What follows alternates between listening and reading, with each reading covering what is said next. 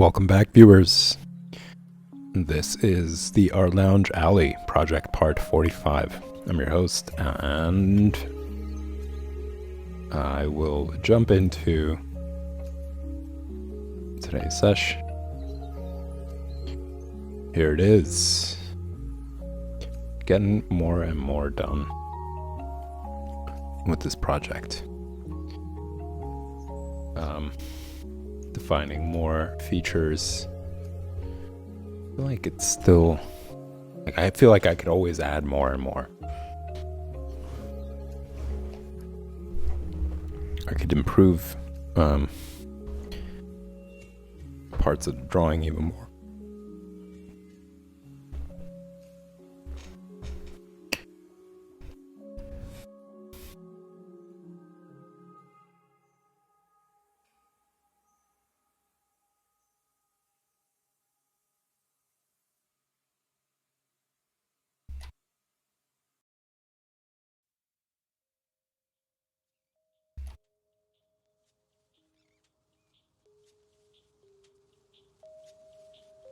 So I think I did more work here off the stream. I put in some text just to see how they would fit in. I'm probably going to just like draw over this. I don't like how it looks. It's a little too, I don't know, too crisp. I want to say it's way too crisp, but the way it looks way too much like I just pasted in text in there. But yeah, it's just a placeholder, really. I'm just going to go over it more. I ended up making porkies like pork rings, kind of like onion rings with like grease dripping off of it. It just felt like it made more sense. Before I thought like cigar shop, but then I was like, no, that doesn't make any sense. Why is it called porkies? So yeah, I changed it to like onion rings, and again, text is just placeholder there. And I made this shop here, the Boost Your Experience shop, a place for like people who want to, let's say, upgrade their device that they have on their face. Yeah, so it's just going to be a shop where people can go into and get that done.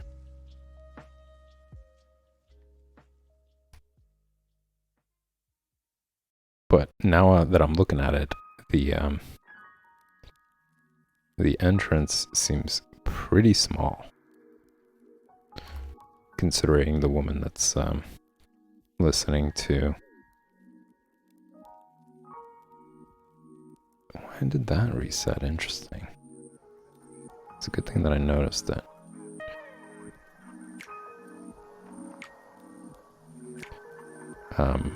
Adjust by speed. If you guys could see that in the corner right there where the brush properties are. It's a really important thing to pay attention to, because it could make your pen drag. So like when you make a line, your movement is a lot faster than the mark by the pen, which is extremely annoying. Like, it took me a while to actually realize that. I was like, oh, wait a minute. And I think it reset because Clip Studio Paint upgraded. They had like an update, so I think it just kind of... Oh no, I actually reset the toolbar. Some things were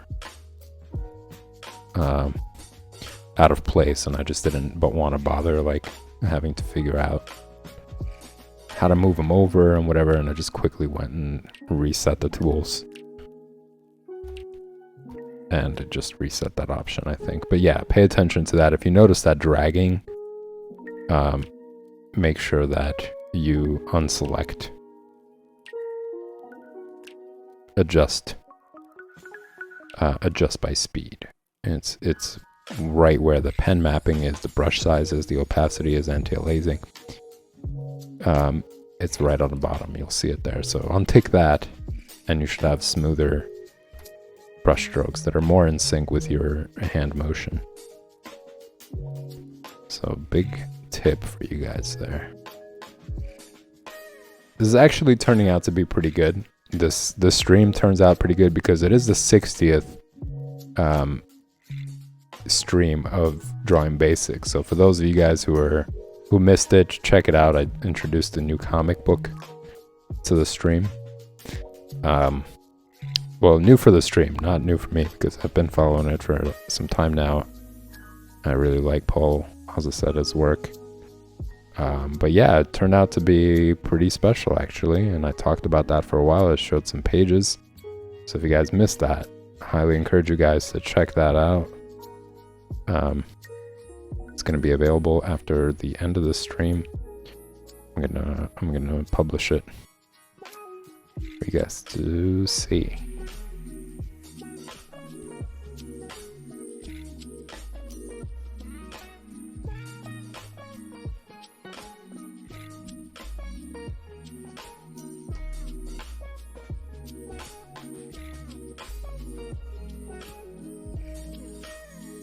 And I did mention I was going to go into a rant about digital. I'm in a ranting mood today. I really went over the time limit for the first stream. And I'm going to continue on today with this. But yeah, I was kind of curious. Like, I saw on Instagram that Joe Madureira is another really favorite artist of mine. He did Battle Chasers. He also created the game Battle Chasers, and he's now working on in the video game industry called Airship Syndicate, where they're making games. If you guys are familiar with other games that he created, I believe it's Darkstalkers. He created that and the continuation of it all. Looks like a really fun game. I haven't had a chance to play it yet. Video games have been on pause for me for a while. And I imagine they will be for some time as well. But I'm not going to forget it. I'm absolutely going to play it. Along with other Assassin's Creed games that I can't wait to actually play. I'm such a huge fan of those games. But yeah, I saw on Instagram that they're releasing the new issues of Battle Chasers. Now, it's not going to be, I think it's going to be a mix. It seems like it's going to be a mix of Joe Madureira and another artist. And for those of you who are not familiar, I'm going to see if I could just pop this up real quick.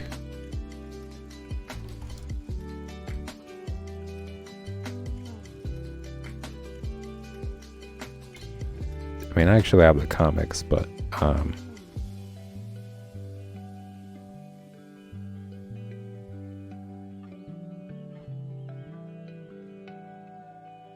gonna try to pop up on the screen.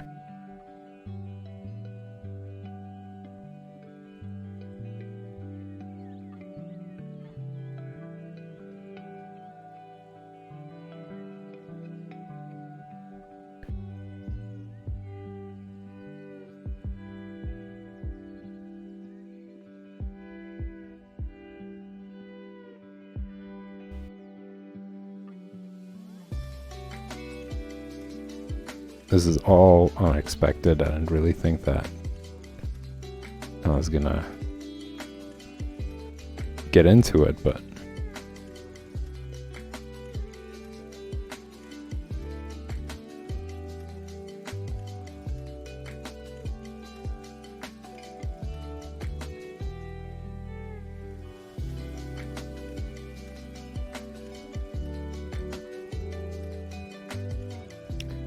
this is Joe Madureira's work.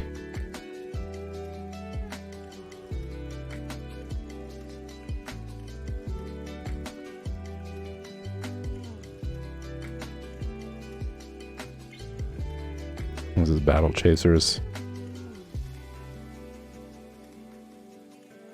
And I really, really liked his work when I was, especially when I was younger, because it combined like very stylized versions. Like, it's a mix of anime and also his own style. And at the time, I was like really intrigued by some anime that I've seen, like Akira. I saw that and I was like, wow, that's amazing. And I wanted to see what other types. And I also saw his work when I was really into X-Men Uncanny. He did work there. I mean, he deserves like an entire stream of his own.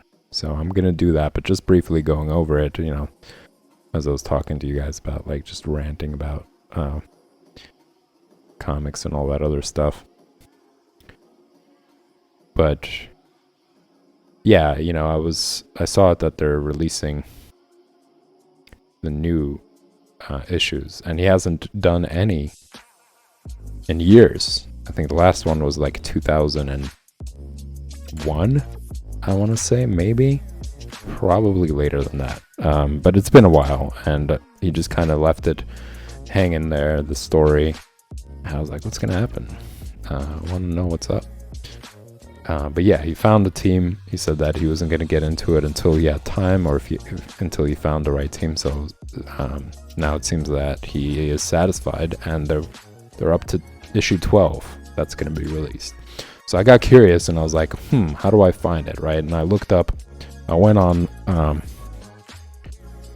I went through the App Store. I heard of Comixology. I was like, oh, that's supposed to be a place for all sorts of comics, and you're able to see what's a reliable source that shows you like what's been released and if it's available and that sort of thing. So I thought of Comixology, and then I find out that Comixology is owned by Amazon, and I was just like, you gotta be kidding me, man. Like, Amazon owns almost everything, and that is so unnerving. Like, they own Zappos. I don't know if you guys are familiar with that. That's another famous, popular website company that deals with shoes. They own that. Twitch, also Amazon.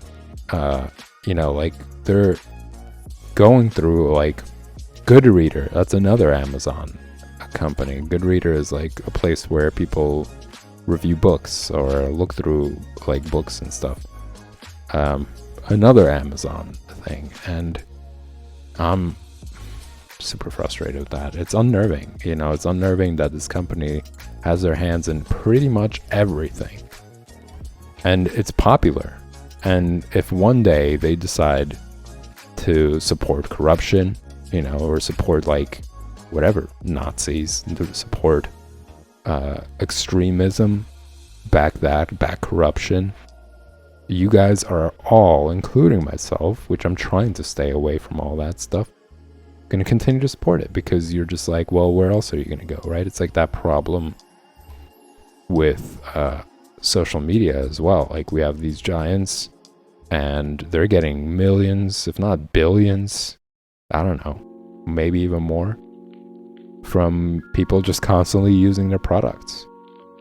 While people are complaining about, like, well, you're really contributing towards so many things that are creating disasters, that are creating corruption, that are creating exploitation, that's just sending the entire economy, people's lives, into shambles. And really, these monopolies are taking away our ability as citizens to leverage that when it's absolutely necessary to do it. As you guys could see, they go out of control with their policy, how they're shaping our lives. The fact that people are going more and more into debt, that they can't have jobs that pay them well. They're getting exploited. Their time is consumed by all this like profiteering, and then of course the pandemic, where they were telling people to like go back to work, even though there's this like, at the time there was no vaccine, there was nothing for people to actually keep themselves safe, and they didn't even get raises for it. I mean, despite all that, the fact that people are still working in those companies and providing them these record-breaking profits, they still don't get raises. So it's like obnoxious nasty behavior from all these corporations that are enabled by us, because most of us are like, well, what are we going to do? You know, are you going to stop using Instagram? Are you going to stop using Facebook? Are you going to stop using Amazon? And that's a big problem. And that's why I'm so anti-monopoly, because because of those specific things. You know, when they started backing people who were incredibly racist and like really nasty Nazi people. Like the people who were making money off of these companies were backing those people up. And where do they get the money to back it from? Back all of them from consumers, from people who are subscribing, who are willing to pay these prices instead of saying no. You know, I'm going to go to another company. I'm going to go and, well, what other company? They're being bought out. So it's just like Comixology, right? You want to go, like, I don't want to give Amazon all that info. Like, they already have all this other stuff. All this other info. So it's like, not only are they going to know the music that you listen to, this is a post that I've seen recently, actually, from another political activist group. I was talking about how they're able to see, like, you know, who goes into your apartment, you know, with the whole Ring app and products. They're able to log that. They're able to log the kind of music you're listening to. They're able to, like, pretty much all of the, you know, anything you could think of that they have, like, they have a record of all that. And that's a big problem in a lot of ways. You know, if you guys take the time to think about that, it's a really big problem. And people aren't really batting an eye to it. You know, when they were in that position at the beginning of the pandemic, where they're just like, hey, I'm going to go and, like, catch this disease and possibly, like, kill off my entire family. You know, I'm going to go into work, catch COVID, and, you know, there was no vaccines at the time. For what? So that this company could profit off of me, that they can continue to make billions of dollars from my misery, basically, or me possibly dying and, you know, killing off whatever, my kid or my wife or parents or whatever. It was absolutely insane. And it doesn't seem like people are really paying attention to that. Like, hey, that didn't go away. It's not like they were like, maybe we're greedy. Like, maybe we're just kind of crazy and we just need profits over anything. And we're going to stop subjugating people to this, like, to our ability to push them in that direction. Like, come on. Like, if you really think about it, it's so ridiculous that people think that went away. Like, that these companies all of a sudden grew a conscience, like, after doing all that. And of course, you know, the fact that a lot of them were responsible for that, like, creating those disasters that eventually led to the disease being spread. They don't give a shit. They don't care. And people think that, oh, it's fine. It's insane.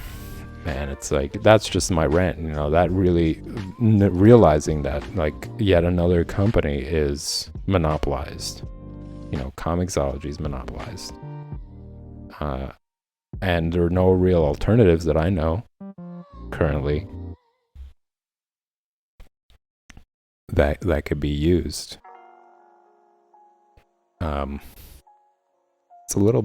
It's unnerving.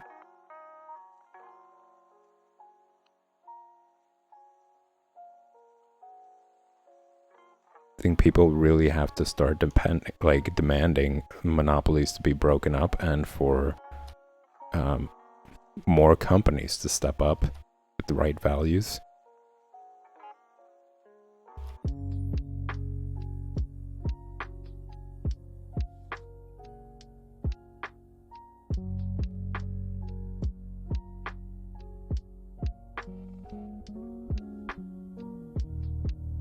And to prevent this kind of this bullying, this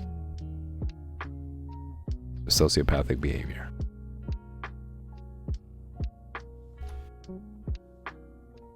So if you guys know of any alternatives to Comixology, or like websites where you know, you could really get up to date, good information about comics, what's being released, news. Post them, you know, post a comment.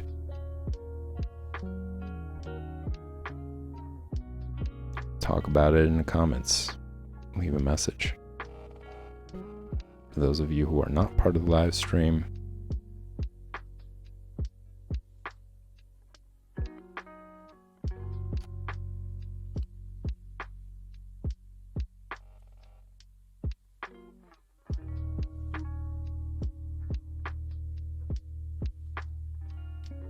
I think I'm spending a little too much time cleaning up lines when really I'm going to be doing another layer here. So I'm going to focus on this gentleman here.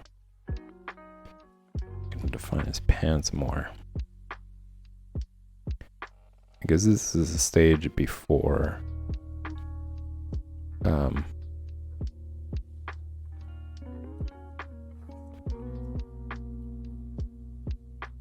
this is the stage before I start really laying down the final lines.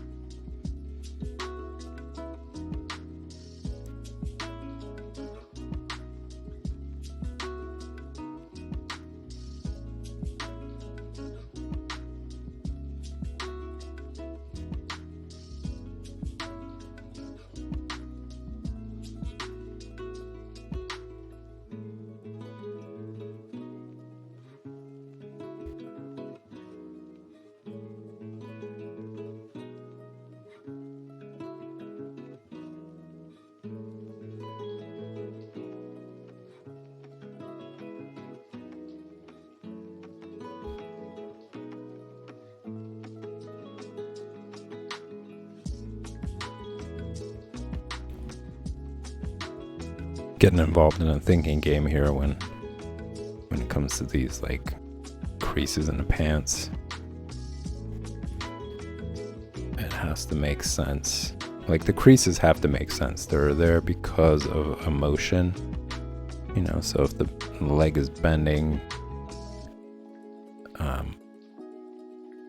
some parts should fold inwards.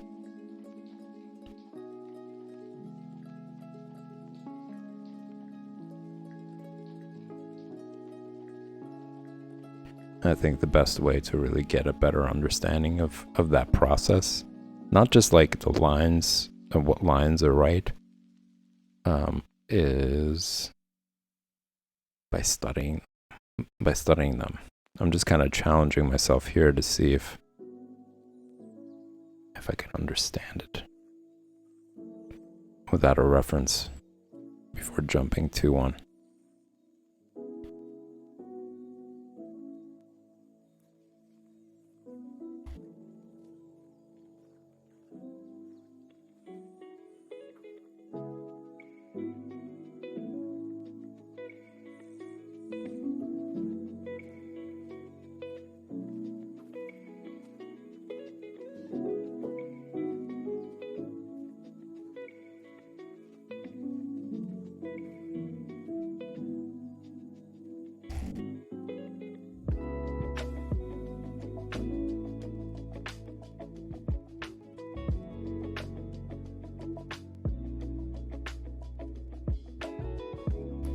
I think I made the other leg a little too short there.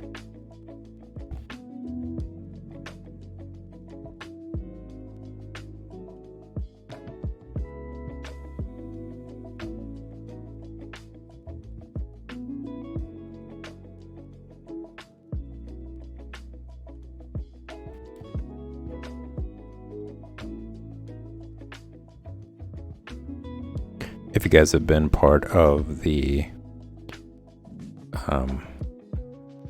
drawing comics stream, or not, was it drawing comics? No, it was actually figure drawing. I talked about over there how it's important to draw colliding figures. And as you guys saw from like my, for those of you who were part of it, I demonstrated, or I just showed different pages that I've had filled all over with different figures. Some are behind, some are in front of each other. For this exact reason, like if you look at this panel, like there is a lot of that going on here. There's some, some features are just going to be behind. Like his foot is going to be behind her arm. And I have to be okay with that, And just practicing that in your sketchbook is also really important.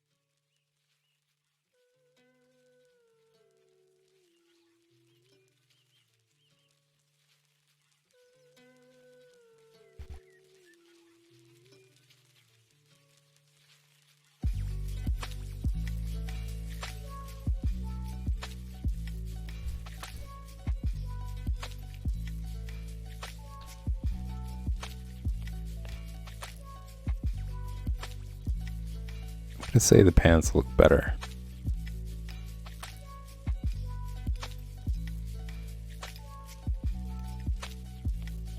Than where they were before.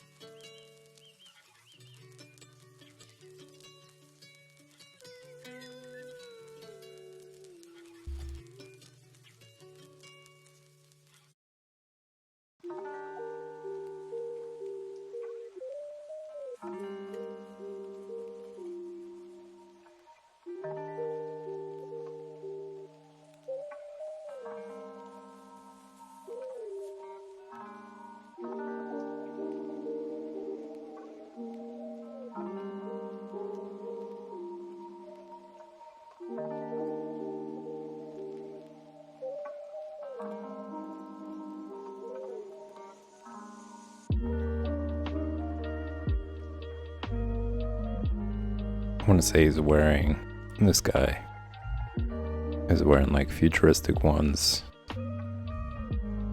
that don't have shoelaces. Well, they're not really futuristic. There's like plenty of them that have like zippers now instead of laces.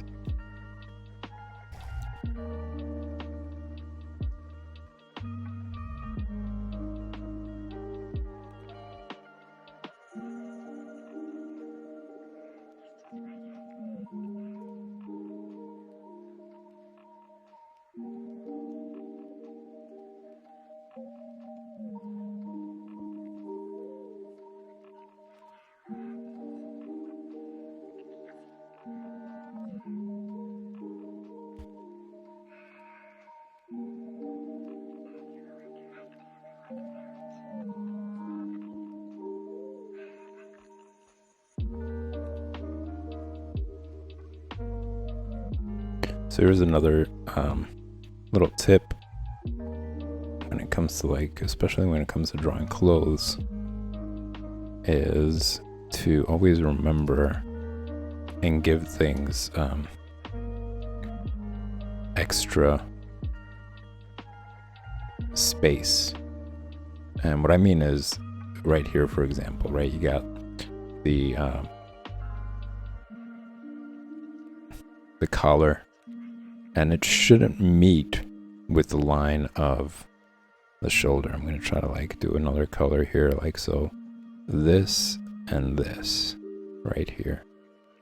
Like that's what I mean by giving it extra room to show that it's actually folding around the shirt. And so, as opposed to having it all just be on one line like this and kind of connected with each other. So just bringing it out, you know, giving it more dimension, really makes a difference. Same thing, for example, here, the cuff area. You could see how the arm is supposed to fit within the shirt. So it wouldn't make much sense if the arm kind of blended in with the cuff of the shirt, right? Like if I was to just do that. As you could see, I gave it more room to actually give the image that that arm fits inside that cuffling. It's not like an extremely thin spandex kind of thing where you couldn't even see that. And even in that case, you would still see some sort of raised amount showing that it's not part of the skin, it's not the skin, it's on top of the skin. So even just slightly, just giving it that slight bit of difference can transform your drawing and make it look better. That's kind of what I was doing here. I didn't want it to be part of the shirt. I want it to be resting on top of the shirt.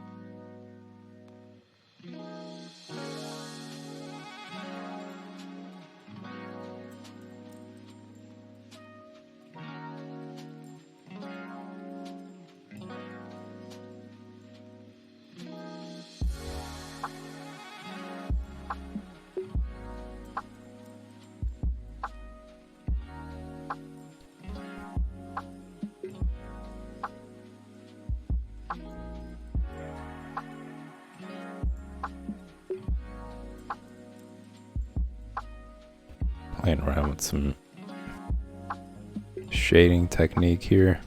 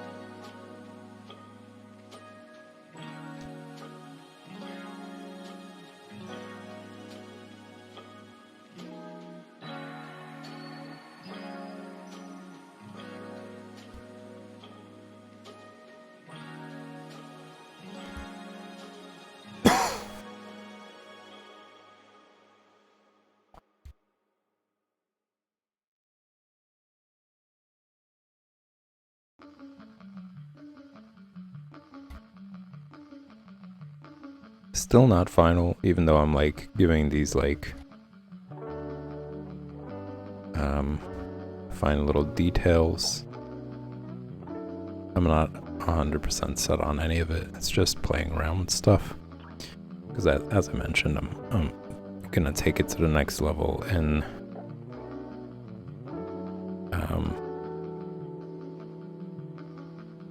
the inking phase.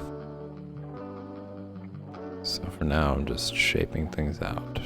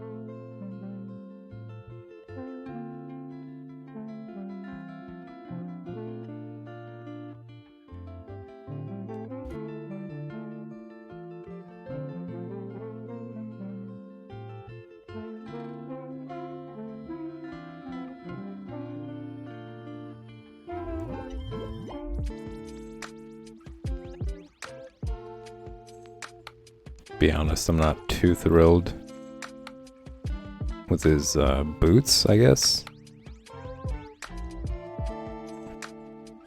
His boot shape.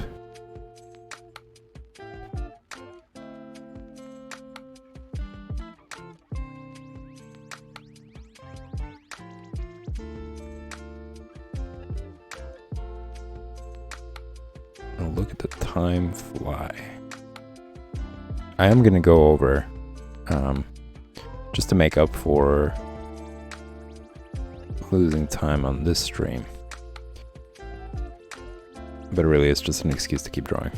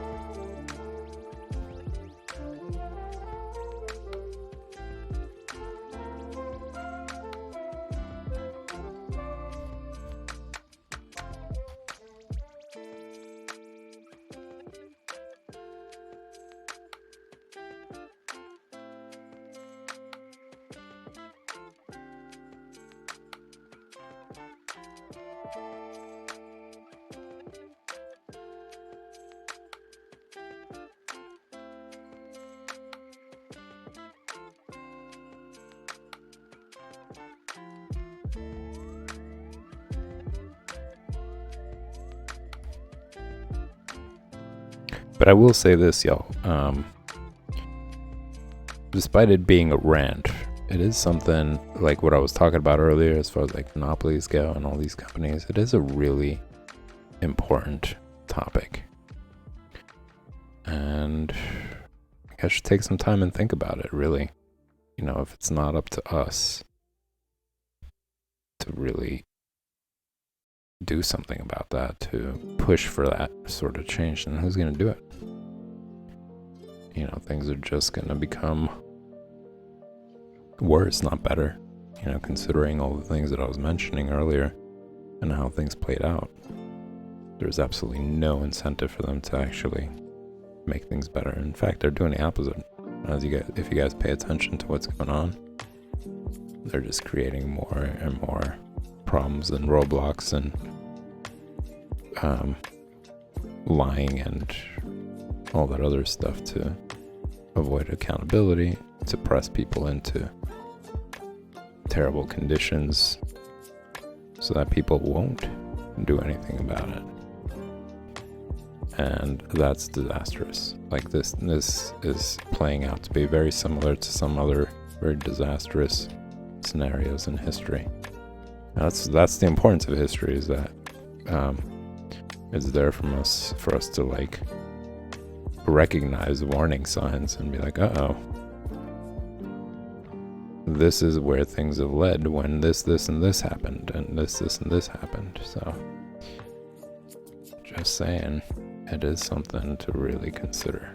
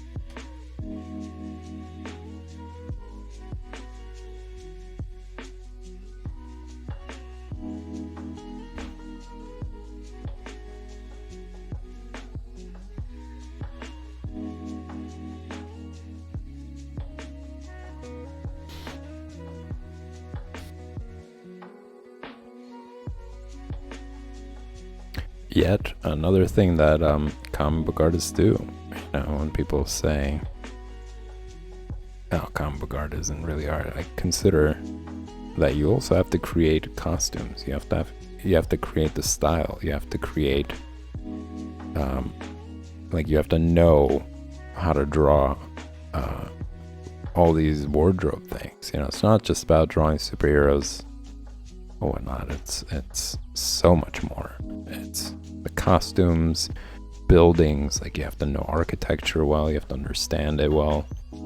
As I mentioned, you got to understand costumes as well. There's so much that goes into creating a comic book.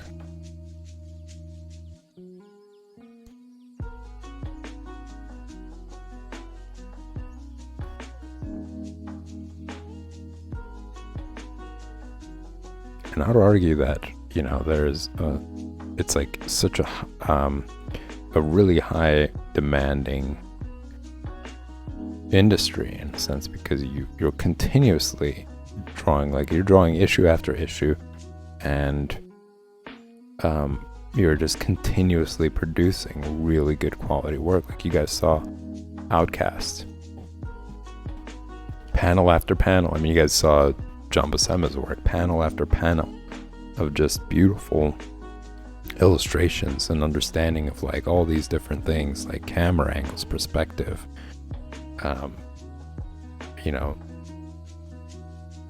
architecture, style, weaponry, animals. Like you saw his ability to draw horses, John Buscema drawing horses, and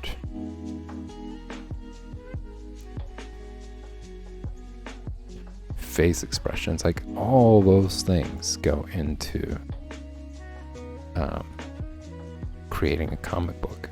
It's absolutely an amazing form of art, and all that while actually creating like original looking imagery. And that's one of the things that I really love about I guess artwork outside of anime is you're getting to see all that different style, like all these different comic books have such unique take on face expressions, on everything else, you know. But you know, of course, you could argue that with anime, there's various styles to anime. There, you know, the art in Akira isn't the same as in Cowboy Bebop, for example. It's a different style. But you recognize that it is a specific category like anime, whereas I think that I want to say Western comics, you don't really have that. You know, aside from it just being a comic book, there isn't like a category specifically that is this in terms of style. It's like every artist has a very unique voice and take on whatever is going on. And once again, I'm not knocking it. I'm not saying that I don't enjoy.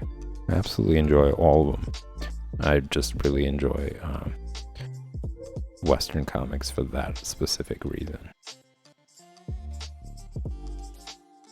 Because you really get to see everybody's personality, individualism, their own take on all that stuff.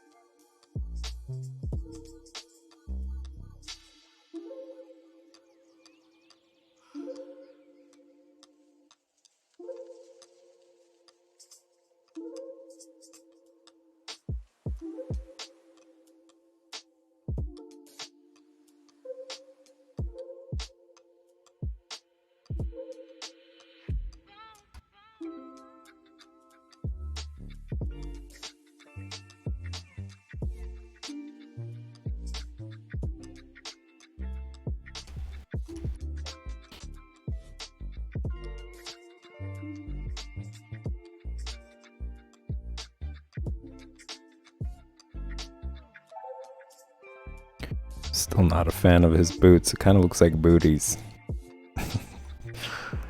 I gotta change that.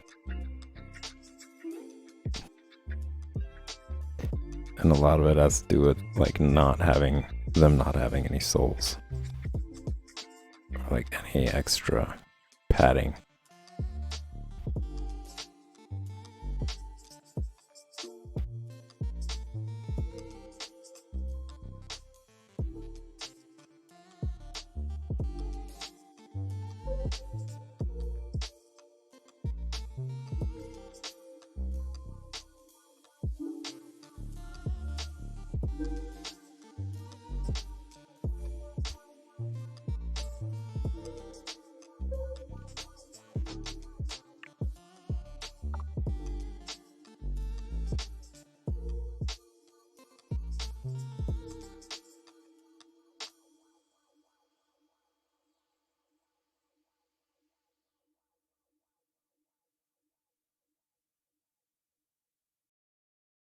And also, what I'm not enjoying here is that it's a little too big. Like, it's supposed to be... Whoa, what's going on there? It's supposed to be further behind. What is up? What's... Oh, it's a shrink one, never mind. Shrink selection. It's supposed to be behind the other leg, so... I have to do a little... shrinking. Shrinking the object rather than the selection.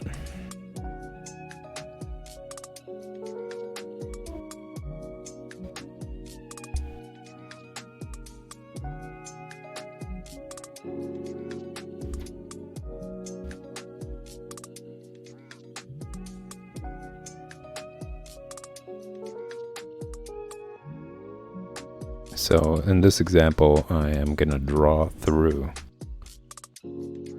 to make sure that it makes sense. You know, this pose, I want to say, needs to look better because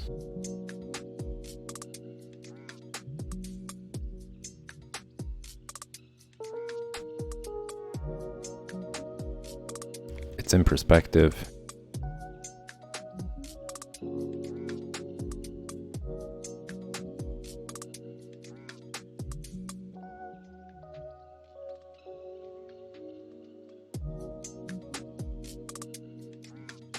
So you would see the heel more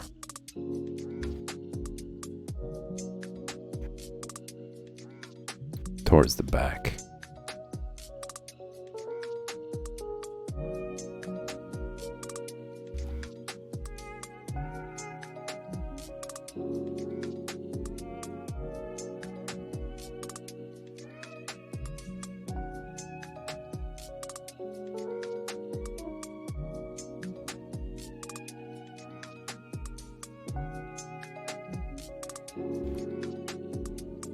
And now I could erase with a little bit more confidence, knowing that it makes sense.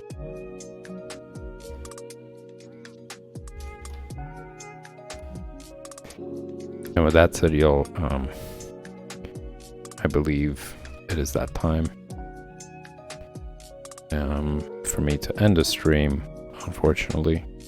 But this stream comes back multiple times throughout the week.